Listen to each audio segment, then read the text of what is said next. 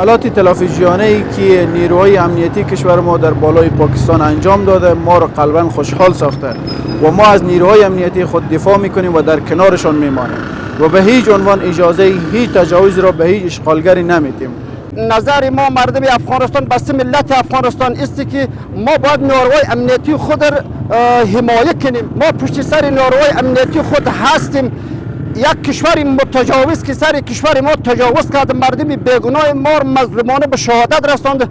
نیروهای امنیتی ما غیرت کردند، همت کردند، شجاعت کردند که در برابر همچون کشور متجاوز ایستادگی کردند. ولی ملت افغانستان هر نوع آمادگی داره در برابر همچون کشور متجاوز که نیروهای ما را حمایت کنند، نیروهای امنیتی ما را دفاع کنند. ملت افغانستان از نیروهای امنیتی خود باید ما در مجموع استادگی داشته باشیم، استاده باشیم و باور داشته باشیم ان شاء الله تعالی نیروهای امنیتی ما همچون کشور متجاوز ان شاء الله تعالی شکست میدن و شکست خوردن ان شاء الله تعالی.